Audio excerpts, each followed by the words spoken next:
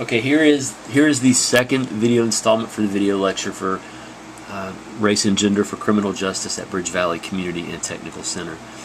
The last slide you saw at the end of the first video looked like that, so we're picking right up. Again, take notes on this. You're going to need this stuff for your test at some point, and I'm going to be looking to make sure you've done this at some point. But I want to talk to you about heuristics. Now, I didn't give you a definition of heuristic on this slide, but I'm going to tell you. I want you to get this in your notes. A heuristic, as we're going to talk about three different types. A heuristic is a general rule of thumb. Okay, it is a general rule of thumb, or a simple way that we have to understand things around us. Again, or a simple way that we use or have to help us to understand things around us. It's sort of, I'm going to go with a rule of thumb. It's kind of like a mental shortcut that we take to figure stuff out instead of really thinking through situations. And we use these heuristics in life, but we also see carry over into the criminal justice system. And we'll start with the first type, the representative heuristic. Now, the representative heuristic is the same thing as stereotyping. Same definition. I'm going to take you back up to it just for a second. Okay? Oh, here we go. There it is. The representative heuristic, we're talking about stereotyping, cognitive frameworks suggesting that all people in social groups share certain characteristics. Like all rednecks like trucks, or that all nerds are really smart, or that all cheerleaders are really loose with their morals or ditzy, or that all young African American men have been in jail, that all jocks treat women poorly, etc. Okay? That all black people like fried chicken, or that all rednecks play out in the woods or hunt. Okay? So we'll go back to where we were. Those are representative heuristics. We make decisions about people based on this. Law enforcement officials and judges make decisions about people based on how they look. The research will bear it out. African American men versus Caucasian men who have been seen committing the same kinds of crimes are arrested at very different rates. African Americans are arrested much more frequently than our white people for committing the same kind of crimes. They go through the system further, and when they are sentenced and incarcerated, they end up, serving more time often than Caucasians. We make decisions about people based on how they look. We look at this image. I think it's funny with Martha Stewart. A lot of people still don't remember or realize she went to federal prison. She doesn't look like the federal prison type, or she doesn't look like a criminal based on how she dresses, what she does for a living, how she talks, and she's a white girl. And then you've got Snoop Dogg over here, who he has been to jail a couple of times. But the significance of his legal history is less than Martha Stewart's. The people look at him and just assume that he's murdered somebody, or that he's been in prison, or that he's smoking weed all the time. Well, okay, stereotyping. Now, the availability heuristic. By definition, with the availability heuristic, we make decisions about things based upon how many examples we have to draw from. Again, we make decisions about things in life based upon how many examples we have to draw from. The example I'll use is school violence. Question I often ask is this: is there more school violence today than there was 50 years ago? And everybody always says, well, yeah, it's not even close. And we hear about Columbine, we hear about school shootings, we hear about Paducah, Kentucky, we hear about all this. But when you look at the data, there was actually more incidents of school violence 40, 50 years ago than there is today, and it's not even close. And you think, well, why? How can that be? Well, it's because the media, for one. The media gives us every single thing that happens and sensationalizes it, and it plays over on our phones, on our laptops, on our televisions, and we have those examples available to us because we're exposed to them and saturated with them. So we automatically assume, well, yeah, it's worse today than it was 50 years ago. Where 50 years ago there was no media, there wasn't all this attention, there wasn't cell phones, and there weren't laptops and the internet to broadcast that stuff constantly. Okay, it's the same thing with crime. The media gives us distorted ideas about crime. They like to broadcast the minorities who are committing crimes because that gets more attention, it gets more ratings. The middle-class white guy living in his house making $50,000 a year selling cocaine, that guy never makes the news. It's the street crime because the poor minorities are often displaced and out on the streets, and that's where things are most visible. And that stereotype is there as well. And we see it on the news all the time. It's like, oh, there's another black person getting arrested for drugs, or there's another white trash, who's beat on his wife. So we have those examples from the media around us to draw upon, and we assume that black people are more violent, or that they're committing more crimes. And we assume that middle class and upper class people are committing no crimes, which is not true. Okay. And then we get the adjustment heuristic. By definition, the adjustment heuristic basically says that we make a decision and we stubbornly stick to it, even in the face of opposition. Okay, again, with the adjustment heuristic, we make a decision, we realize it's a bad decision, and even in the face of data that tells us otherwise, we still stick with that decision. I'll give you an example before I go into the criminal stuff. The example I always use with this is a movie. I would ask you, how many of you have ever been to a movie that was really, really awful? I mean, you're excited about it, you get into the theater, or maybe you're sitting at home watching it, and halfway through you're like, God, this is awful. This is the worst movie I've ever seen. Do you get up and do you leave? Well, most people would not. They would sit there because, daggone it, you've paid your money, you've paid your $20 to get in, you've got your food, at least finish out the movie, even if it sucks, right?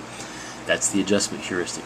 It's the same thing. Even as citizens, law enforcement people, lawyers, judges, private citizens, we're all presented with this information that crime doesn't look like the stereotypical stuff that we see on the news, or that we hear or detect from the media.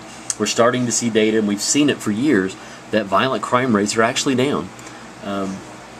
We're starting to see that, drug crimes aren't largely African Americans, and that most sex offenders aren't black males. They're actually white heterosexual males. And we've had this data for years, but we don't want to see it because we're stuck with that old way of thinking, well, nah, we still got to be afraid of the black people. We still got to be afraid of people who look like they're from the Middle East, even though the data gives us completely different information.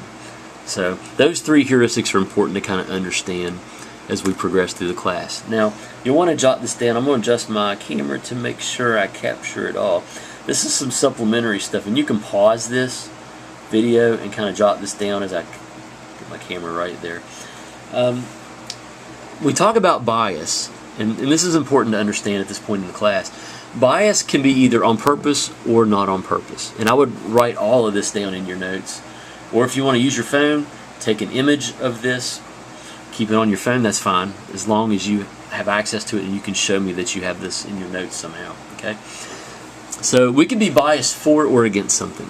We tend to think of the negative bias, and I can give you some examples. Now, certainly we are biased, the media is biased, law enforcement officials are biased, and we have to fight against this to make sure that we are treating everyone fairly in terms of race, gender, ethnicity, sexual orientation, or whatever. I'll give you some examples of bias. My first supervisor wouldn't hire anybody who smoked because she thought smokers were uneducated, they were lazy, and they were unhealthy. They would take 5 breaks a day, they wouldn't be productive, and she just thought they were dumb. She would tell me, people who smoke are unintelligent. They're killing themselves with every cigarette they smoke. Well, I don't agree with that. I don't smoke, but most of my friends did, and a lot still do. And they're not all lazy, they're not all unhealthy, and they're certainly not all uneducated. Some of the most intelligent people I ever knew and worked with were smokers. So I also had a male supervisor who thought women made better servers in restaurants than men. Well, that rubbed me the wrong way because I have been and still am a server in a restaurant. And one of the first supervisors in the restaurant industry that I worked for just thought women were better. They were more suited to serve, and that men just weren't good at that. It's a bias that worked against males. It worked against me. A teacher who was also a coach I knew had a tendency to grade student athletes more leniently than non-athletes. Go figure, right? There's a bias there. Coaches would tend to take care. This coach would tend to take care of his athletes and give them the benefit of the doubt, whereas he wouldn't his non-athletic students. And I also had a white neighbor once, and this is a true story. He thought if African American families moved into our neighborhood that crime would immediately spike. It would immediately go up.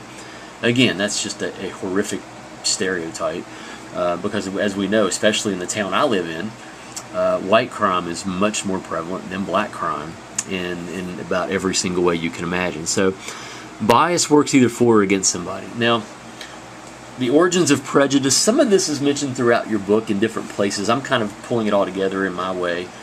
You'll want to jot this down too. Where does it come from? Where does prejudice, bias, this stereotyping that we do, are we born with this? Is it genetically endowed? Or do we learn to be this way? Well, for example, let's talk about the first one. Direct intragroup conflict. Consider football teams in a league like the NFL. A lot of you are sports fans. Each team is competing for victories and ultimately one thing. They want to win a title. If you've ever played sports with a team, your team's goal is to win a championship. So, during the process of competition, members of one team tend to view members of different teams in a biased way. Even though they're all football players, rivalries form based on this conflict. They're competing for precious resources or precious commodities, which are wins or a championship. So it becomes natural for people not to like each other, especially teams that have to play each other a lot in their own divisions. You see this in sports. You see the Yankees and the Red Sox. You see the Steelers and the Ravens, which I have an image of. And they start to not like each other. Now, they like people on their own team because they're on their own team. They're teammates. But they don't like players who are doing the same thing, playing the same sport on different teams. And this stems from direct conflict, direct intragroup conflict. So this is one explanation of where prejudice may come from. Also, social categorization. Write this down. By definition, social categorization refers to our tendency to divide the world into two classes. The us class and the them class. So it's essentially us versus them. And we do it automatically. Example, workers versus management. How many of you have ever had a conversation, if you've worked somewhere, that went something like this? Gosh, we're working here all the time. Management's never here. They make more money than us. They overwork us. They take advantage of us. They just don't understand us. That's classic social categorization.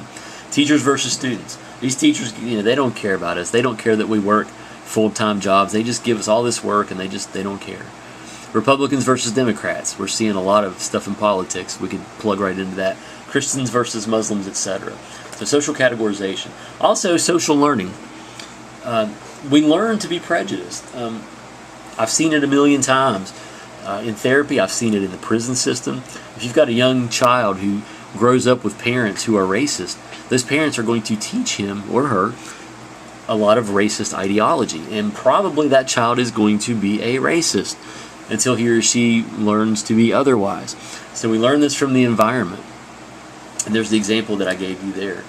We're going to call that the end of this part of the video lecture. Thank you.